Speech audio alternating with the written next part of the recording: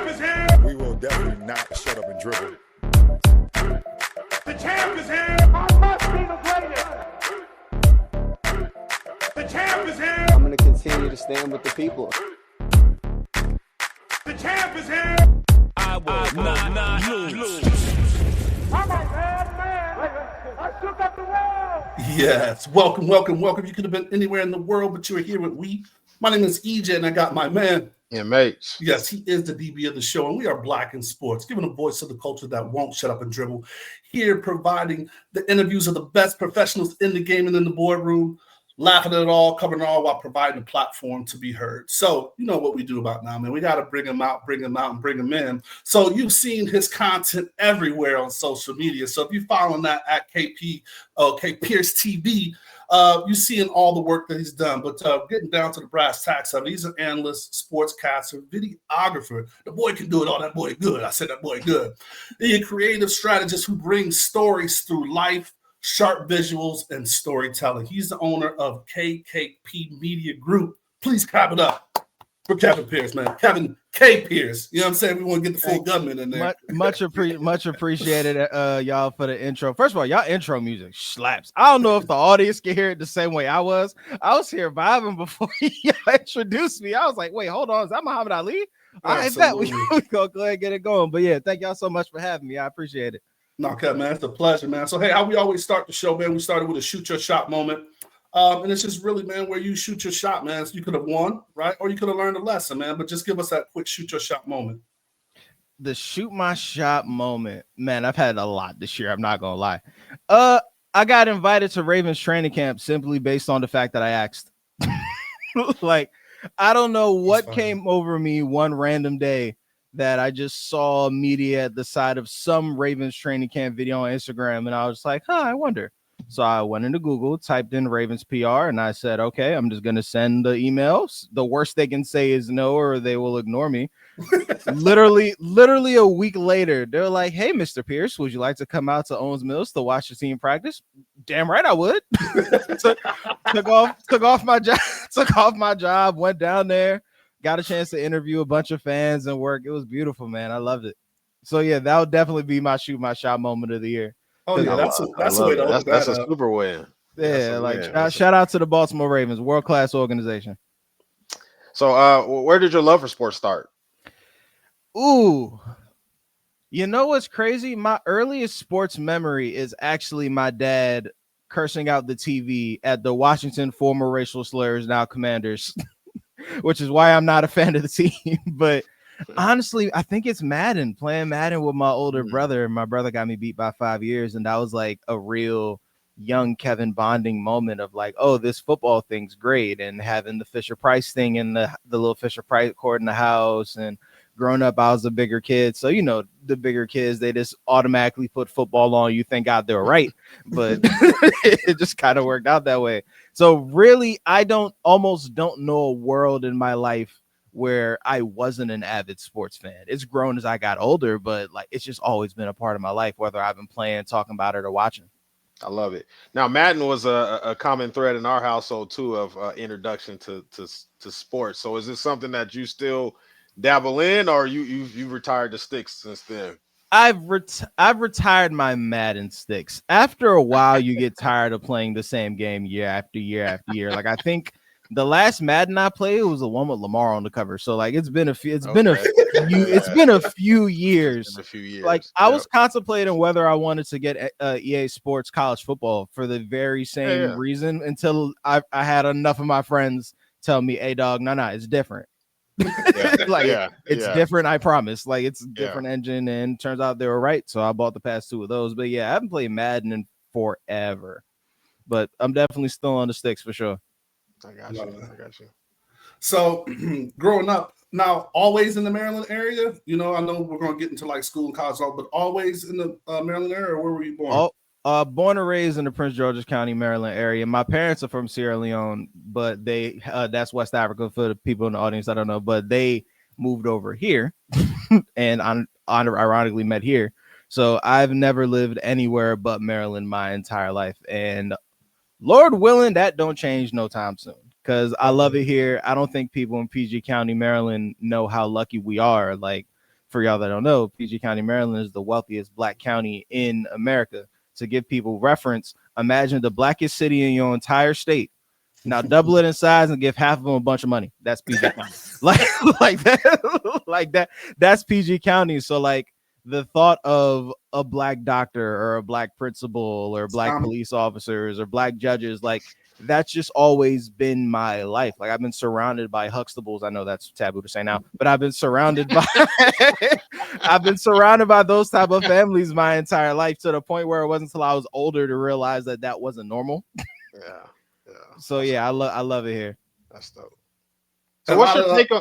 Go ahead. No, go ahead. I'm just saying, like, a lot of talent's coming out of that, area. Yeah. So I think the world is coming around, from where PG County is coming from, and then just not only what's happening in that environment, but just the talent that's coming out of there. So go ahead, MH. My bad. No, I was just saying, kind of currently went to Ravens training camp.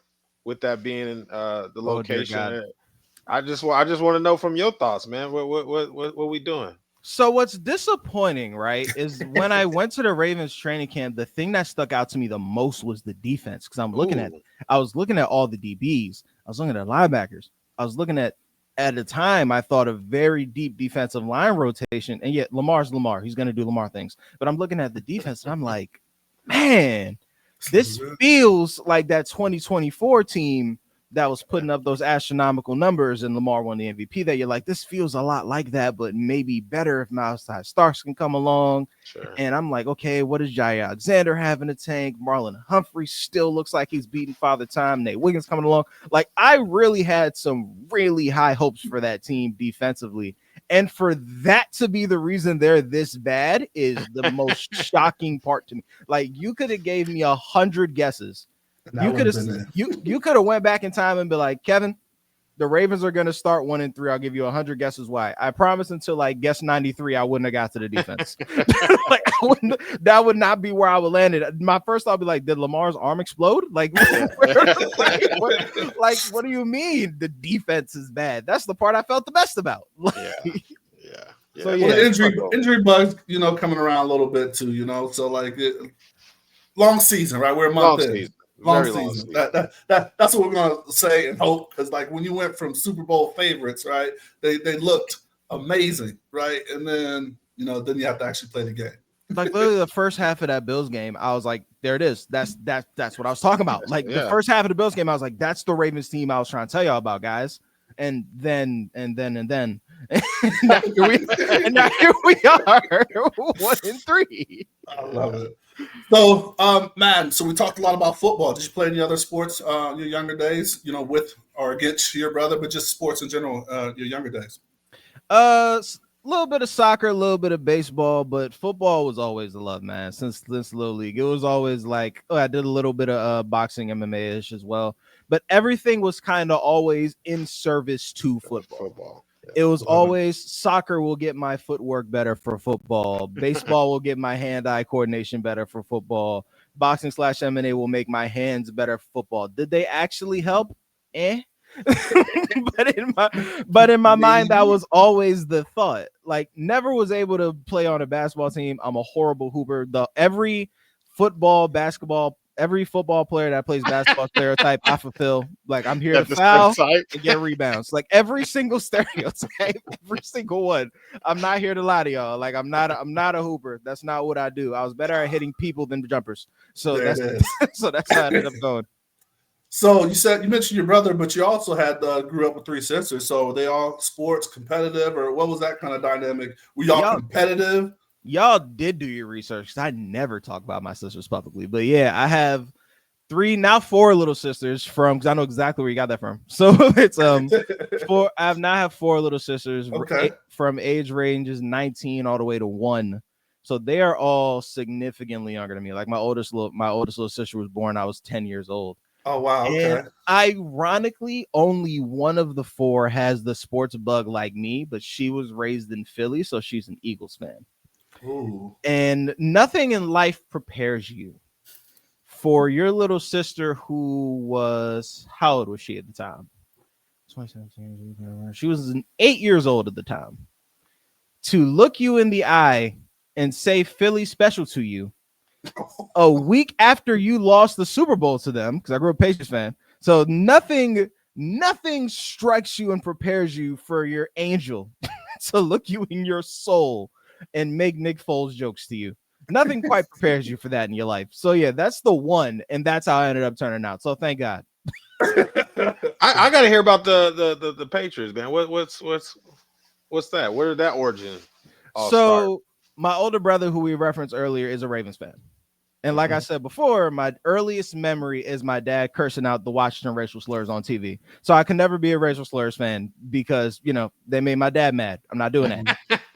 And then my brother being a Ravens fan, we're playing Madden. I never got to play with the Ravens because he was always the Ravens. Fair. So the first time I ever beat my brother in anything, Chinese checkers, Connect Four, hopscotch, rock, paper, scissors, the first time I ever beat him at anything was in Madden with the Patriots. I've been a fan ever since. I was like 5 years old. It just so happened that after that, they became the greatest dynasty in the history of mankind because the football guys have favorites. I don't know what to tell y'all guys, but were you in GM mode? Maybe your GM mode on Madden kind of. maybe I took over. Maybe I got off some Freaky Friday. Me and Bill Belichick swap places, and that's how we ended up becoming a team. But yeah, that's how I became a Patriots fan. I've been rocking ever since. And dear God, I could not be more grateful for the random button in Madden that day and whatever happened to my brother to make me beat him, but worked out pretty well. I love it. Shout out to John Madden. So we've referenced you playing ball a little bit. I want to hear about, a little scouting report on you, man. You did some things. So I was a offensive lineman. I was not the dancing bear. We gonna dance and pass pro. I was a mauler. I was a mauler. I'm here to whoop you. I'm here to beat you. I'm here to whoop you. That's what I'm here for. I always said I preferred offensive line over defensive line because you play D-line. At some point, I got to stop whooping the person in front of me and go find the ball. Sure, yeah. O-line, it's me and you. It's me and you till this whistle blow, and even then you might not be safe. That was always my thing for me. Ended up playing D3 ball at Stevenson University. Ended up playing a couple years there, and I'm also not one of those people that are like, man, I could have made it to the league if I. No. No, I'm not one of those. If I was good enough to make it to the league, I'd be in the league. I wasn't. I was all right. So Stevenson's around the way, right? So talk about what was the journey to ultimately choose them, the recruiting process. Like, how did that go? Ooh, do I want to tell this story? Yes, I do. And I hope my dad sees this. So I got an offer to another school, HBCU, by the name of Cheney. Their football program has now been debunked, right? My dad was not rocking with that HBCU life, especially that one after we visited. So what he did was he hid my letter of intent because I had a counter offer to Stevenson and he wanted me to go to Stevenson. Stevenson was always my number 2 anyways. Okay. It was always, if something went wrong with Cheney, I was going to go to Stevenson. He just so happened to facilitate the something going wrong because I'm 17 at the time. The coach keep telling me he sent it. He got my hat. I done missed signing day because you grow up, you in high school, you're thinking of that day you putting a hat on, you signing, you in a gym, everybody cheering. I missed that because I never got the mail allegedly. So I'm going off on the coach that recruited me. That falls through. And literally, I remember the moment my dad says, well, at least you can fall back to Stevenson. And then after I signed, he showed me under a stack of papers that he hid the letter of intent for him. Wow. So Dad, I hope you're listening because I'm sending this to him. That's another story I've never told publicly. But hey, that is how I ended up at Stevenson. And quite frankly, I do not regret it because some of my best friends in the world, some of my brothers, some of my sisters, I met through Stevenson. I don't know if I'd have that same relationship with people I did if I went to Cheney, but things work out for the best, I guess. Things happen for a reason, right? That's everything what they're trying to say, right? Everything happens for a reason. But yeah, shout out to my dad. But no, so that's crazy, right? Because a lot of times on the show, especially when we have people with the HBCU, experience, we always have them share that, because their younger listeners or parents or people that are listening and have to make that decision and don't have like all the information, and you want different perspectives. So it's just kind of interesting hearing that, like, yo, this was my first choice. That was my first choice. I had to run the backup plan. So, but no, it's good that you continue to play O-line there, Mauler there. I don't want to go too far into the journey because I know y'all got y'all questions set up in chronologically, but there's a second HBCU story. Oh, well, no, let's jump right into it. Several years. So before I wanted to be a sportscaster, storyteller, commentator, I was going to be a physical therapist. I was going to be a doctor, physical therapist, and all that, right? Had my plan since I was in high school. I'm going to go all 4 years of college. I'm going to get my doctorate program to insert HBCU here. I will be respectful and not say the name. And when I finish the story, you'll see why. I got accepted to the school. Okay. Did it. Smoked it. Right on. We on our way. When I tell you that it was the most unprofessional, disorganized admissions office I've ever dealt with in my life. Not even just a admissions office, any office, the medical office, post office, like any office, just so I'm turning stuff in 4 or 5 times.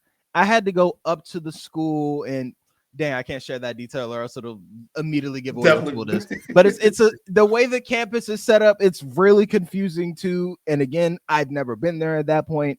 Mm-hmm. So it turns out I ended up having to forego my enrollment for 1 year. This is 2019. Okay. And over that year, I'm like, okay, is it the school? Is it the me? Is it the path? What I want to do? And then the pandemic happens the following year.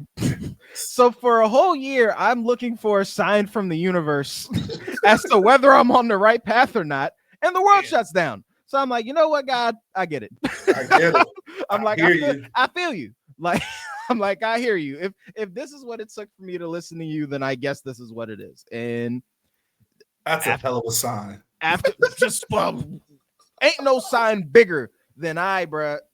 You're not only are you not going to insert HBCU here, you ain't going nowhere. Yeah. you ain't even going to the grocery store. You in the house, shape up for months to think about your actions since you asked me for a sign. So let's jump into that. So that's we're getting into the career, right? So thank you for understanding the crowd. But we do a little jump backs, a hopscotch, and get around this. So you graduated with a biology degree. So that's what you said. Like, okay, I'm gonna go in, I'm gonna get this physical therapy thing going, and you started down that path, man. So was that part of the like how soon in that path before you were going to this unnamed HBCU where you were after like because it's so funny. I was talking to someone and it's like, man, I had this whole kind of journey. And I just remember I was trying to think where I was at, but I was just like, everybody probably had that 2020 vision as their moniker going into that year and knew what we got that 2020 vision. Ain't nobody saw that shit. Ain't nobody see a damn thing. Ain't nobody see that shit. Not even your local optometrist. But so when you were going through it, man, like how was that journey, right? Because this was your ultimate goal, insert HBCU, and it's kind of clicking. How was that process going for you, and how was it eating inside you to make you, kind of make those moves? So the issue with me, even to this day, is I am stubbornly ambitious. Like this is my goal. I'm going for it. I don't care what the outside circumstances are. Maybe it's too much Tony Robbins. I don't know. But there's like too much in me that's like, I will not be deterred. I will not be denied. I'll do it. I'll do it. I'll do it. To the point where it clouds my judgment a little bit. Like now that I'm approaching my 30s, I'm getting a little better about it now. Hopefully by the time I hit 40, it's completely gone. Probably not. But it's one of those things where I'm going through this internal turmoil because I'm working in the physical therapy field at this point, by the way. I'm a physical therapy assistant. So like I'm post-grad. I have my post-grad job. I'm literally waiting to start my doctorate program after the catastrophe of the admissions office part 1 happened. This is now 2019 before 2020. Like this whole thing is going on. And I just remember that whole year being like kind of conflicted in a way. One, because the physical therapist it's one thing you can see the people that are in your position you want to be in. It's like, okay, you're on the other side of the mountain already. You're a physical therapist. You're working in the field. In 3 years, I will be you if everything goes right. Right. Tell me what the other view of the mountains are right. And they pretty much were almost unanimously telling me it's not what you think it is. Almost all of them were like, I know you're working hard. You're going to be good at this, but I'm trying to tell you it's not going to be nearly as fulfilling as you think it'll be. The healthcare system is some bull. I was really trying not to curse. The healthcare system is some bullshit. Like, it's like all of which are true. Uh-huh. So when I finally got to the 2020 point, all that was in my head. All that went wrong was in my head. The fact, again, looking for the signs from the universe and thinking, okay, is my passion physical therapy, medical field, or was it I want to help people and this is just the avenue I chose? Okay. The answer was answer 2. The path. Wow. So then I spent the next 2 years trying to figure out, okay, what is the path I'm going to go down now? And that was its own thing. And ultimately landed on sportscasting. That's ultimately where I landed. That's amazing. And what were some of the things that you went through to kind of deduct that, right? Because like you come from, all of these experiences and these journeys that you have, especially going through college, right? You got some of your friends that are doing this, and you talk to them. Boy. So like, that's a transition, right? And to figure out what that thing is. That was the part that was the killer too, was like, all right, I know I delayed my journey because I decided to turn it, but like you're watching the people you started your bio program with, they're getting their doctors now. They're getting their PhDs now. They're passing their MCATs. And I don't got a hater bone in my body. Like, I'm genuinely happy for everybody, but it does kind of look at you. And again, you start to second guess yourself again. You're like, I was in that same class with such and such. We had graduated the same year. We could have went to the same school. They're already doctor degreed up, starting their career. They're in the thing. Meanwhile, I'm sitting here having this internal turmoil because I can't pick a career path right now.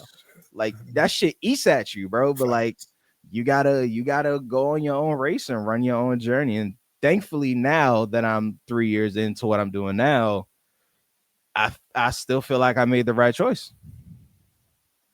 I love it. You said helping people. Is that for real? Or is that just the offensive lineman in you that says that says that? It's a chicken before the egg thing, man. Like, I've always had this help people protective instinct. Like, even as a little kid, I was the one who took the blame when shit broke in the house. Like, I was that child. I was okay, mom's mad, the vase is broken. One of us have to fess up to this. I'll bite the bullet. Like, I've always been just overly willing to help. It's been to my detriment sometimes, but like, I've always been overly helpful, and I've always wanted that to be part of my career. And my mom's a nurse. And if anyone who's grown up West African knows, it's doctor, engineer, failure. Like, those are the 3 career paths. Like, trying to explain to my folks what I do now is damn near impossible. But like, it's doctor, engineer. Oh, my fault. Lawyer, doctor, engineer, lawyer, failure. Like, those are the careers. So trying to explain that, I do this sports media thing to my folks now I'm basically speaking Chinese, but. Yeah, like, so that was the influence of, okay, medical field. All right, physical therapy, they work with athletes. Okay, so I'm still going to be in the sport thing and I still get to help people. It was trying to work my way backwards, reverse engineering my way into what I actually wanted to do and what I was actually passionate about. For sure. Okay, so we got the blind side story here then. But you go into digital media sportscast. Exactly. Minus the white people adopting me. So like, I like my food season. I would like to not be adopted. Tangible home. Thank you so much. Oh man. So once you get started, so you make this pivot, what was like one of the things that you said, like, you know what, I got this, right? Because like, it was a long journey to say, okay, sports media, this is what I want to do. This is the realm that I want to get into. What was the first thing that you did or accomplished or kind of said, like, yep, this is it? What was the first thing? Or just one of the things, because everything at first was just building momentum and doing the thing, right? Mm-hmm. So at first it was just, I know I want to do media. I know I want to do content full time. Like, that's how it started before it pivoted to just sports fully. So like my first video I ever made on the channel was called Kanye West Doesn't Care About Black People. And it was after the Nori interview, if y'all remember, in 2022, and then the Candace Owens shirt, and it was a lot going on with Kanye back then. I don't know what has happened since then, but at that point it was a lot happening. So it was that, and the reception to that video, I think not getting the immediate no was like my sign of, okay, maybe I could do another one, and then another one, and then another one, and then another one. Then I started posting every day.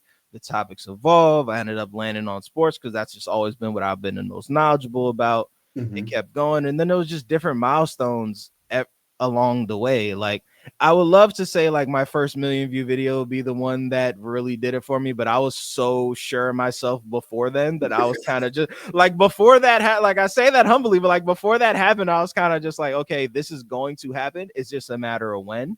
And then it happened. And I was like, okay, great. And then I posted another video the next day. Like, it's just that's kind of part of it. Like, it's just building the momentum and knowing, okay, the next day comes, it's time to post again. It's time to make again. It's time to work again. And that's kind of my mentality through everything.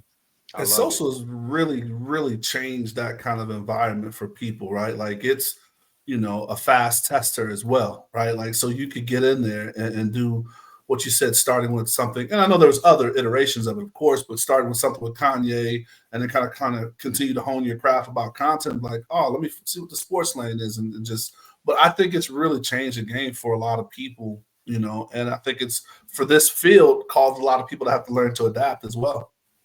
Absolutely. Like, I think you even see legacy media people are doing their own podcast now. I just saw Stan Barrett and Neil Everett, longtime Sports Center hosts. They're doing Twitch streams now, which I personally love. Like, I love it. I'm like, great. Like, I want to see more people from the social media space end up on legacy media. I want to see legacy media more in the social media space. I think it is this beautiful melting pot of culture and content should be available everywhere. Like, I don't know why, if I'm a huge fan of Stan and Neil, why do I have to stay up till 11 p.m. to watch them on SportsCenter? No, I should be able to rewatch the stream whenever the hell I see fit. So I love it. I love it. I couldn't agree more. And it seems like it is going that way. I mean, hell, a lot of the top shows now are podcasts, right? You got what's the Pat McAfee's, that he had a podcast that's now a show, right? Like, you have just a couple people. Bomani's turned his. I mean, he was on traditional, but now, you know, he's going to the legacy. So you're seeing a lot of that. I'm so mad Bomani's show isn't on HBO no more, because that's like, if you would have asked me 3 years ago what my dream type of show to host is, it was that one. And the fact to see that like that didn't work or rate or whatever kind of broke my heart. And I love Bomani at the same time. So like, he's also one of the people I look at as inspiration. So I don't know, man. That was a tough one to swallow. And it's like, will those things ever rate? You know what I mean? So I think that's the tough part with that, because sometimes, you know, and we can go into that narrative, we're too smart, right? Like he was too, like, to come up with the things that he does and position. I mean, even that's what you do with your content. Like, you bring the perspective, you bring the humor, but it's really thought behind it. It's just not a random, you just jumped on the feed and did something, you know? Absolutely. And it's hard. And again, thinking my career long term, it's hard to be like, okay, what platform or medium is the best to do that if it's not social media 1 minute clips forever? Like, I kind of, not to say because Bomani's show didn't work out, this craft and this idea for media will never work forever and ever. Amen. No, I don't believe that. But I do think that is something that every content creator that hopes to evolve should have in the back of their mind. It's like, okay, what does the evolution of this look like, especially if you pride yourself on someone that's more thoughtful? Because I think sports fans say they want more thoughtful entertainment media, but there's a reason First Take does the number it does. There's a reason that that Get Up does the number it does. And I'm not just picking on ESPN. Like, y'all know the shows I'm talking about. There's a reason these shows do the numbers they do. And it's not because only dumb people watch them. Like, let's not be crap. Let's not do that here. I mean, like, these shows rate the way they do for a reason. So I do think finding that blend between the two is something I'm trying to go for. You don't want to just be a hot take artist, and you don't want to be Mr. Smarty Pants talking over everybody's head either. Like, there has to be a mix in there somewhere that's the line I try my best to dance on, and I think I do a decent job. We'll see how it turns out in the end. You do an excellent job of that, and it's funny that you Thank say you. that. I mean, is there somebody that you gained inspiration from while you were in the transition, or is this kind of just So been many. you? So many. So Steve Weiss comes to mind immediately. He's a longtime reporter who, like, you think about it, how many black men in sports media are on TV that didn't play in the league? It's not many. It's a very short list. And Steve Weiss, my entire life, has been on it. Like, he's been a huge inspiration for me in my sports media journey. Obviously, Stuart Scott. Like, if you're black and talk about sports, we're all doing Stuart Scott impressions to a certain extent. Like Stuart, not even black, like everybody. Like I can't wait till this 30 for 30 or whatever that they're about to do for Stuart Scott. I can't wait till it comes out. I'm almost nervous because how do you do a legend like that justice? I don't even know if it's possible. Like, I'm gonna watch it, of course, but like, it's so hard for me to be like, that's a lot of pressure for whoever made it. I do not envy them at all. Like, you have, like, to me, the most inspirational sportscaster to ever live. You have to now try to document their life for something that's going to live forever and ever, like a 30 for 30. Like the Fab 5 30 for 30 is still the Fab 5 story. So I don't know. That's tough. I can't wait to watch it, but that's tough. But yeah, Stuart Scott, Steve Weiss, Bill Simmons, Rich Eisen, like Dan Patrick. There's so many. I study so many. Howard Cosell. Like, I study so many of the greats and try to take bits and pieces from every single person and put it in my own little melting pot. Another sneaky inspiration of mine that I feel like only 5 people who listen to this are going to know who I'm talking about is a man by the name of Kane Carter, YouTube channel, Hot Damn I Rock, from way back in the day that I used to watch all the time when I was in high school. So a lot of him and his delivery style as well. Like, it's just a melting pot of inspirations that I think became me. I love that, man. Well, you mentioned Dan Patrick, so we can't, get too far without mentioning that you're I think, currently in the Dan Patrick School of Sports Broadcasting, man. So yes, sir. What does that mean to you? And then, I mean, as you kind of talk to what that means and what it's doing for the up and coming broadcasters and sportscasters such as yourself, how it led to this Fox opportunity, man. Let's get that going as well. All right. Part one, the thing with the Dan Patrick School is the thing that's always stuck out to me was when he said, I want this to be my legacy. Think about that for a second. Dan Patrick been famous longer than I've been taking in air. And he's been a legend longer than I've been taking in air. So the fact that the alumni from his school, this talent incubation chamber of the future generation of sportscaster, is what he wants his legacy to be. That is a flag I carry. That's if I talk about I'm part of the Dan Patrick School, I wear that as a badge of honor to be like, the legend himself says that if you have that tag on you, you are a part of my legacy. That's something I take very, very seriously. So that part of it, and it's different. So this is the best part about getting my first degree and doing this school program now, right? So I kind of have the experience of learning from professors as opposed to learning from professionals. Oh, wow. There's a difference between practical application and teaching from a book. And Dan Patrick School of Sportscasting, I'm gonna sound like an ad. Dan Patrick School of Sportscasting is a lot of practical application. Like, our program director, Mr. Gus Ramsey, who has become a great mentor of mine, he actually leads pretty well to the Fox internship, by the way. So he used to be the producer director of Sports Center forever. Like, so if I'm getting advice from him, it's coming from a place of, yo, I've done this.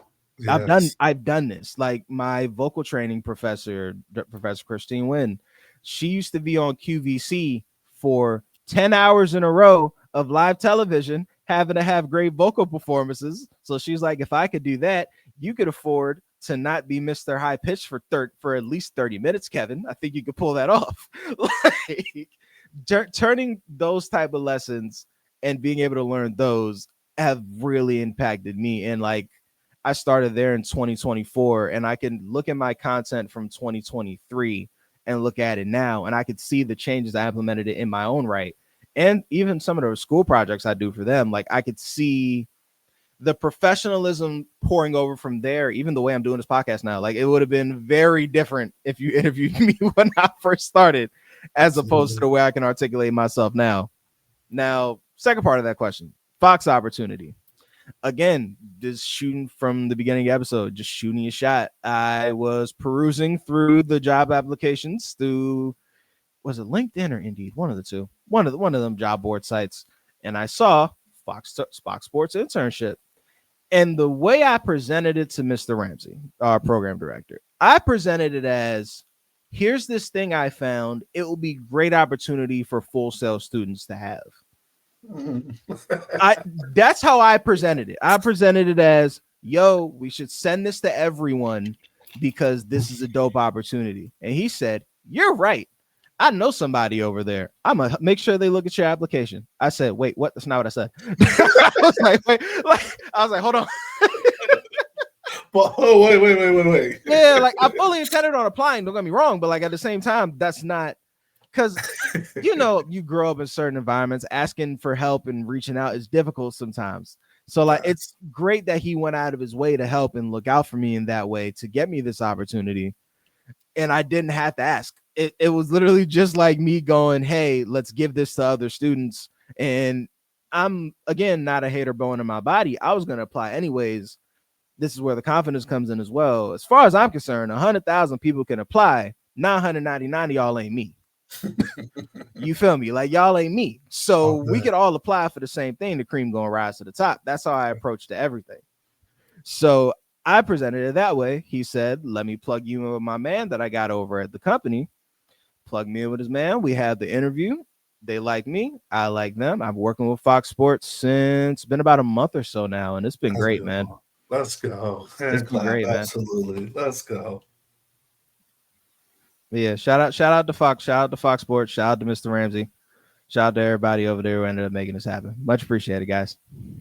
So with that, man, kind of being in this media world, right? Like you mentioned some people, and there's not a lot of us. And I always include us, BNMH, in the media now. But what does it mean, right? Like to have those kind of mentors in the game that you spoke to, and then just supporting our voice, like where does that come from? Just kind of like as a Black journalist for the culture, how are you looking to represent and lead and blaze a trail for, the ones that come after you? It's never something I take lightly. The fact that I have a reach of insert 100,000 amount of people here, or this follower account or whatever. And like the fact that I could say something into my phone or into a camera and people not named me will hear it and listen to it. Never is lost on me. The fact that I get DMs from people who are just starting to make content now saying, yo, your consistency is inspiring to me is crazy because I'm just here doing what I do. But like, the fact that I get those is never lost on me. So it's a lot of leading by example and always being available is something I'm always big on. Like when all right, I'll say the story. So I was working with Fox Sports at the Commanders and Raiders game 2 weeks ago. I was a runner for the Fox Sports production, the TV production, right?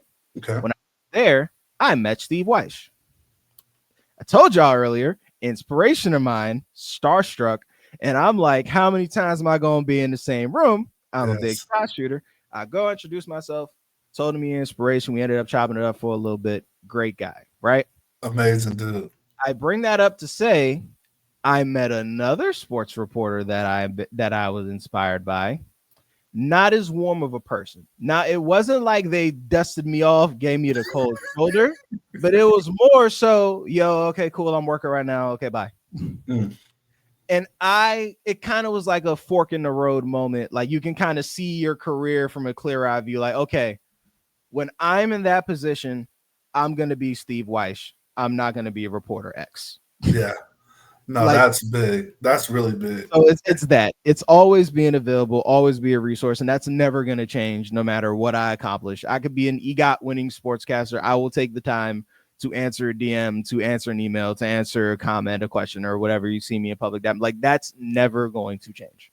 Shout out to Steve. He's been on the show and always looking out for us, always telling us, hey, We want you. Hey, y'all need to get. If y'all want to get to the show live here, let's talk about it. Let's figure it out. Like, Yeah, great dude. Not surprising at all. Like he was great. Oh, like great dude. And it's so nice when people you look up to are great. Yeah. Like, oh my God, like it's such a great feeling. Oh, I wasn't looking up to an a-hole this whole time. Thank God. yeah, it's scary, right? They say be careful, or you don't want to meet your heroes or something like that because they disappoint or whatever that is. So yeah, does not apply to Mr. White. Shout out to him. Does not apply to him. Great guy. So a part of the journey, right? Like now that you're in the school, and ownership is a part of that thing. I think for the culture, we always push ownership. Anytime we see athletes that are now buying into these different teams and leagues, and the things that they're doing outside of playing ball, ownership is definitely a big part of that. So what really pushed you to start your media company, right? Like, is that a part of the brand and like, going out and getting that LLC, understanding like, yes, I'm going to build this career and have some of that, but I'm also at the same time, getting my entrepreneur muscles stronger. 1000%. And it's twofold. Yes, the ownership part. Like I would not have taken the job with Fox if it would have impacted what I do on my own. I got a similar offer from another major sports media company. There's like 3 of them. You have a 1 in 3 chance to guess which one it is. That would have gave me honestly would have gave me more money, but I would have had to stop doing everything on my own immediately. The moment I signed, I said no. Like my independence, my ownership is of utmost paramount importance because who knows what's going to happen tomorrow when something is out of your control. I know I'm not going to fire me. So like that's always something to fall back on. And once the more this builds and I'm able to put people in position to prosper, that's something I'm not going to want to pass up on either.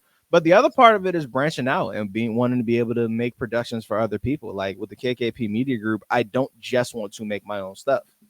If you're a content creator, you don't know how to edit, you don't know how lighting works. Like right now, I'm in my home studio. I know I got the background behind me, but there's a green wall behind me. There's all type of lighting and green screens and props and accessories and teleprompters all over my space. Like if you need that production for you, I'm a one-stop shop.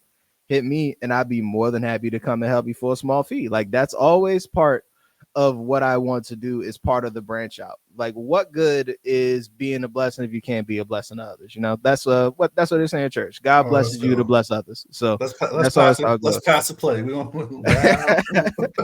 Well, hey MH, if you don't have anything else, man, you want to jump into those quick hits, that 3 and out? Yeah, Kevin, this is just some random questions so our audience can get to know you a little better. I'm a random dude, so they just love random questions. Let's go. Super random, bro. What's one of your nicknames? So my college nickname was Beloved. Okay. Favorite day of the week? Monday. You texting or talking? Talking. Call me. Let's make this quick. Call me. Scale of 1 to 10. How good of a driver are you?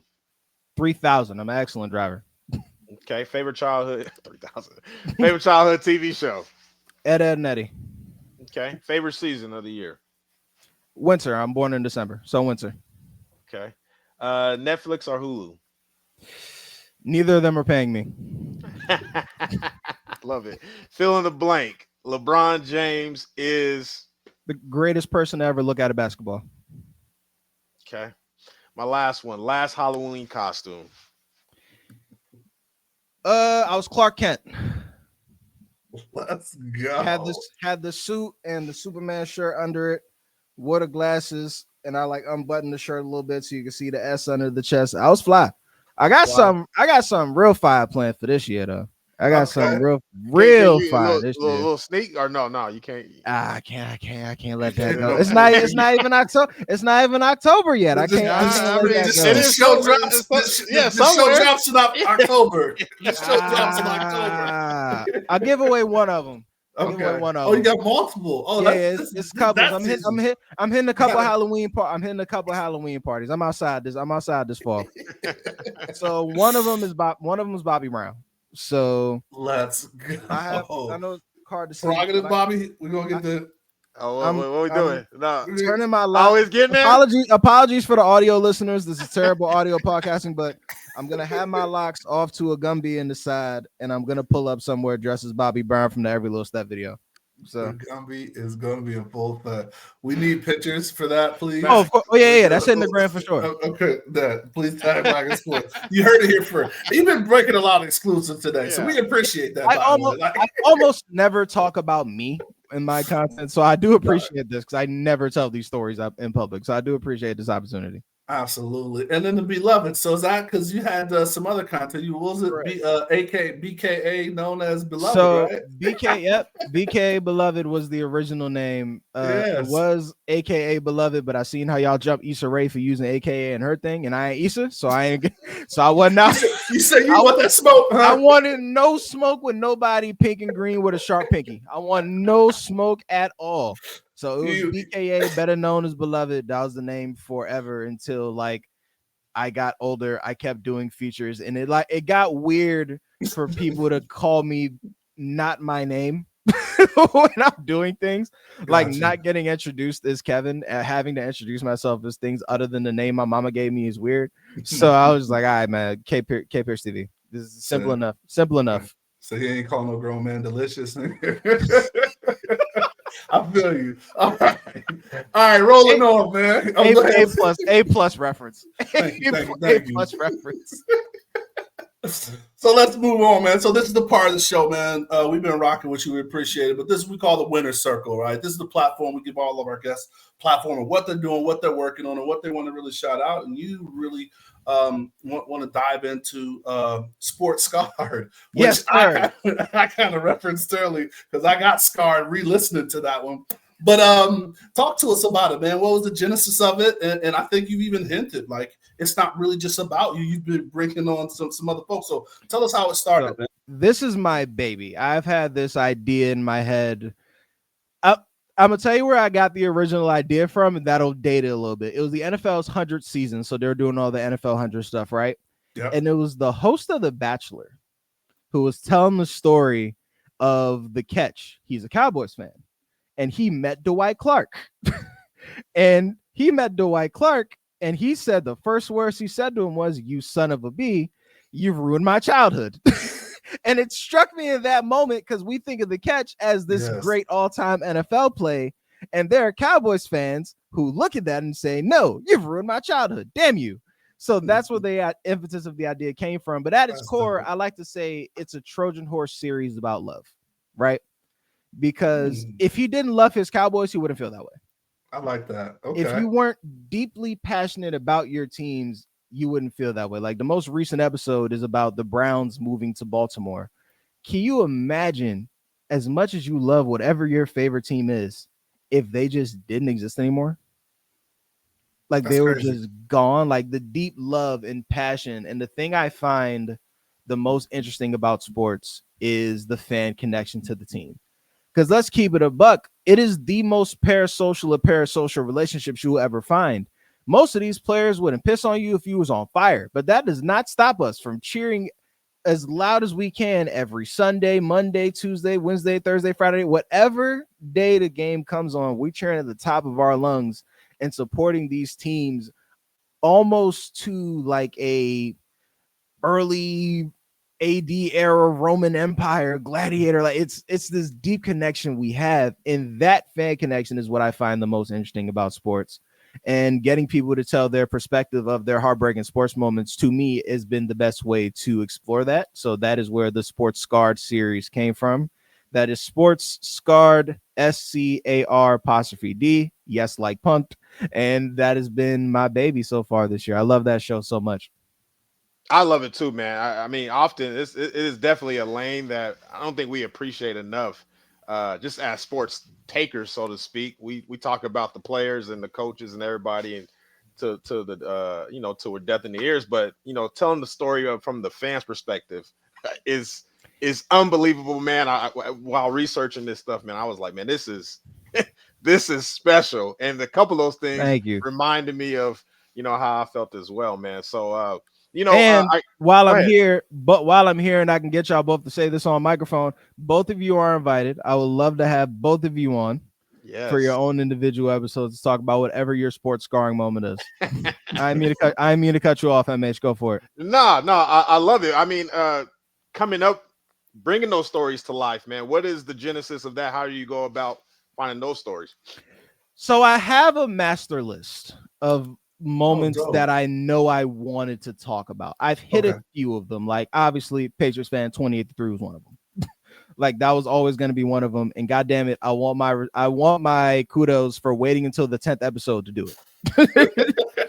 And the shout out to Mac Bryant, the football fan historian. Y'all should have him on this show because he's fantastic. He's one of the best follows on Instagram. Shout out to him. He was great guest and he was great telling that story. But like, I always knew the first episode was going to be the catch because that was the thing that inspired the show. The Browns moving to Baltimore because I always wanted to talk about a team leaving. We talked about it in the opening in our pre-show notes. Yeah, And the Tim Tebow. Tim Tebow moment. So that one wasn't even my idea. That was my man Peyton, who was the star of that episode. I do another podcast called the Opening Kickoff Podcast. I'm there.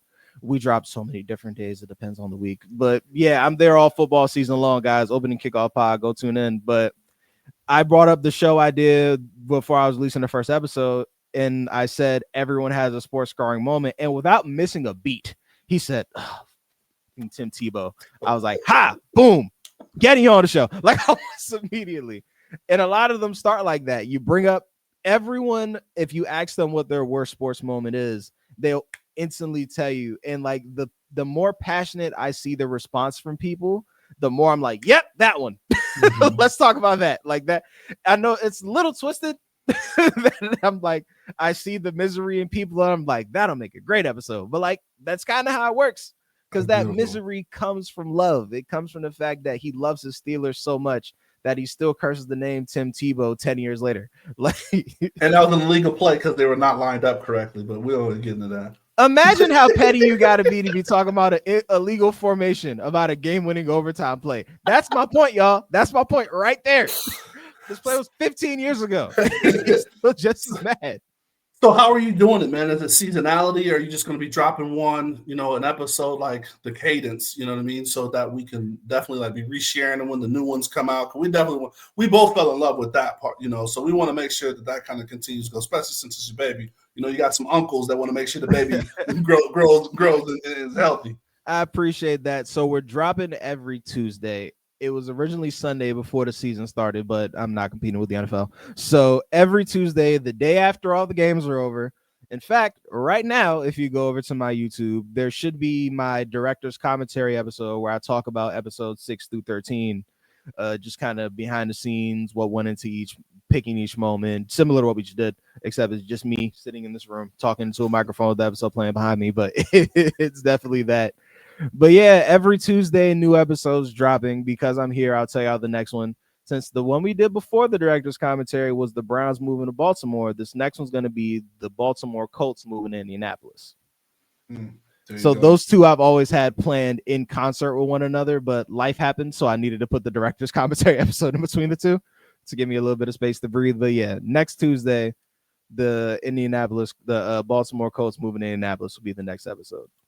So how do you find the fan to speak to it, right? Like, is there any kind of, because you have the ultimate list, right? Now, of course, others will come and, those interactions. But how do you scout and find those people?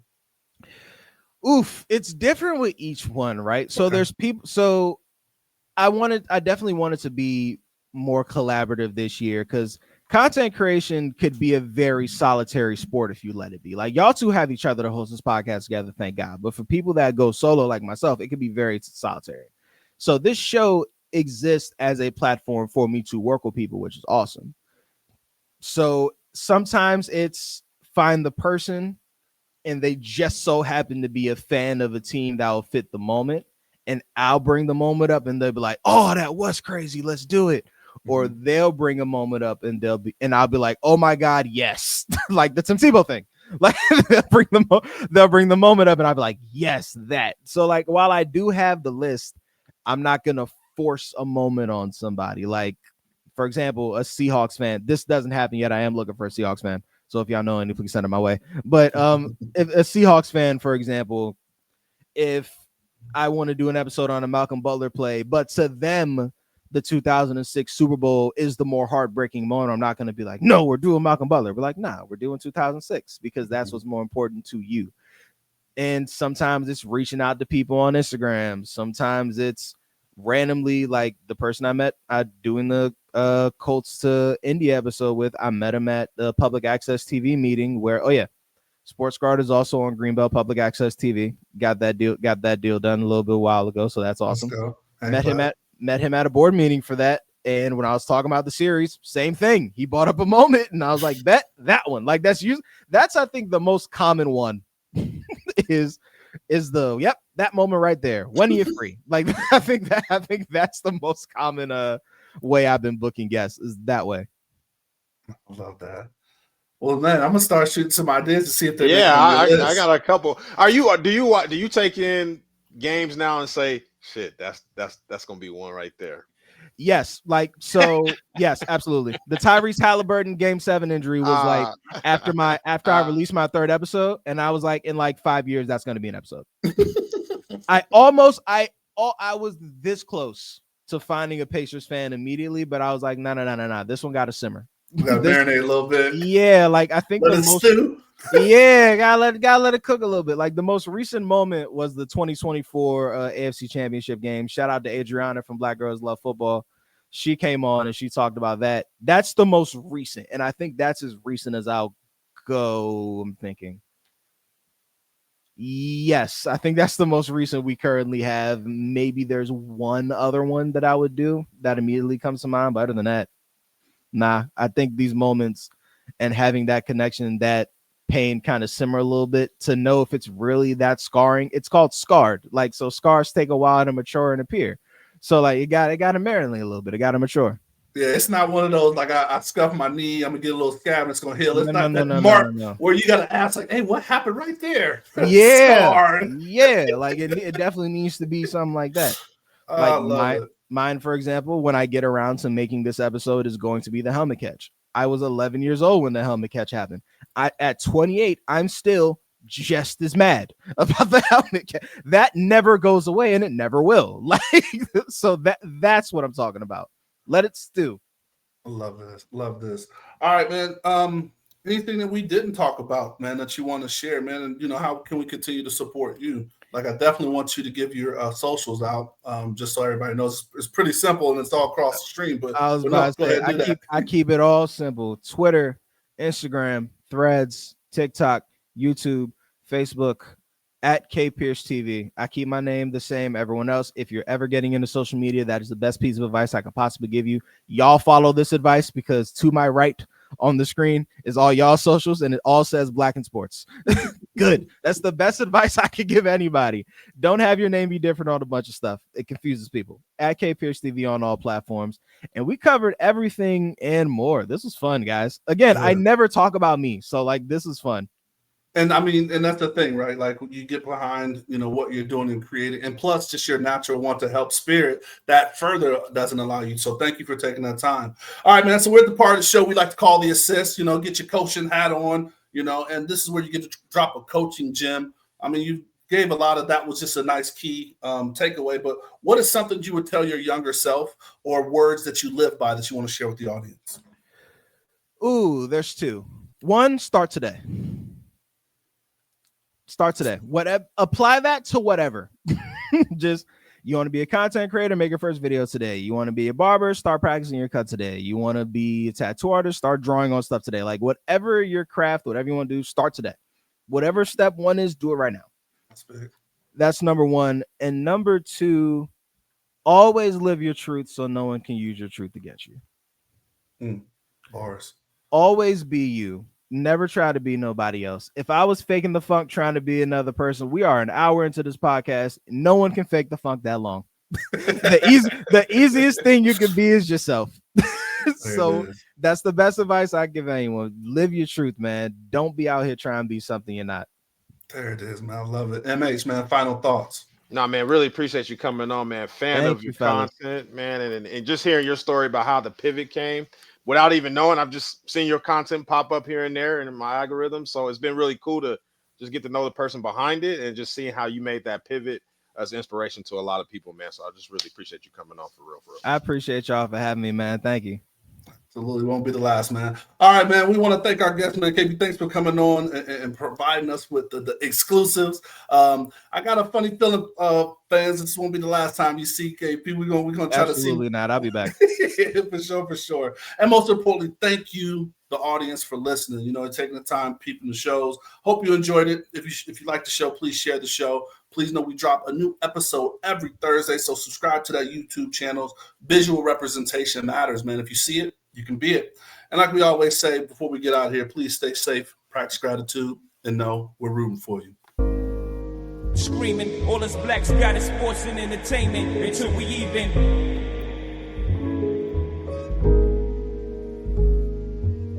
Assuming I'm rooting for everybody that's black. Yeah. Yeah. Assuming I'm rooting for everybody that's black. Yo. Assuming I'm rooting for everybody that's black. Spent about 2 racks on handmade new rags. Assuming I'm rooting for everybody that's black. That's everybody from sports to college class.